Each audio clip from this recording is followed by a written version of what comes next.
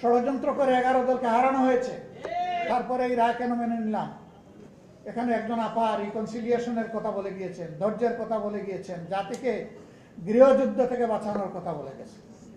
17.5 বছর পরে এই নির্বাচন নিয়ে ষড়যন্ত্রের ফসল হিসাবে যদি আমরা সেদিন রিভোল্ট করতাম, এই নির্বাচনের ফলাফল প্রত্যাখ্যান করতাম, তাহলে দেশে বিশৃঙ্খলার সৃষ্টি হলে এর শেষ কোথায় গিয়ে দাঁড়াতো কেউ জানে না।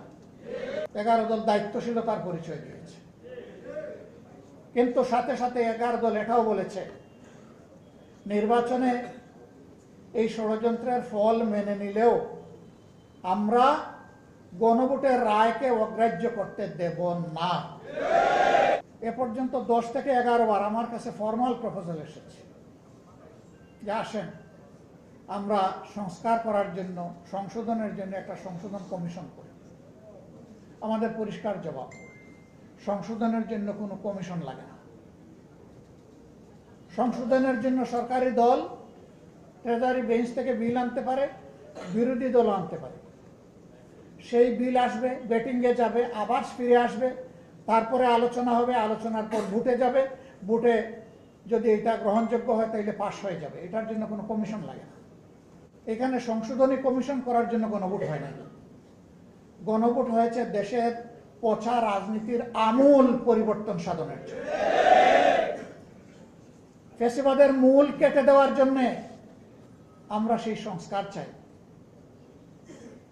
বিএনপি ওয়াদা থেকে সরে গিয়েছে। আপনারা কি চান আমরাও জাতির সাথে বেইমানি করি? আমরা বেইমানি করতে পারবো না। আমরা জাতিকে কথা দিয়েছিলাম, আমরা সেই জায়গায় আছি এবং আমরা কনফিডেন্ট, আমরা গভীর আস্থাশীল জনগণের 70% মানুষের দেওয়া এই ভোট বৃথা যাবে না। ইনশাআল্লাহ এটা বাস্তবায়ন হবে। আমরা সংসদের ভিতরে চিৎকার দেব, রাজপথে সমান তালে আমাদের আন্দোলন চলছে, আরো বেগবান হবে দিনের পর দিন। বৃষ্টি ঝড় সব কিছু উপেক্ষা করে এ পর্যন্ত বাস্তবায়ন হয়েছে। আল্লাহ তাআলার কাছে সাহায্য চাই, আগামীতেও যেন আল্লাহ আমাদেরকে সাহায্য করেন, আমাদের সমস্ত কর্মটি বাস্তবায়ন। এটা ঠিক, লোহা গরম হয়ে লাল হইতে একটু সময় লাগে, কিন্তু লাল যখন হবে তখন জনগণ হাতে মুগুর নিয়ে ঠিক মতোই পিঠাবে ইনশাআল্লাহ।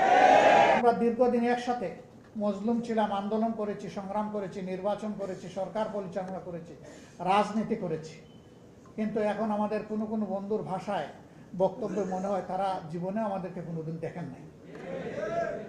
ভুলে গেছেন এত তাড়াতাড়ি? স্মরণ হতে সময় লাগবে না, একটা ঝাঁকুনি যথেষ্ট।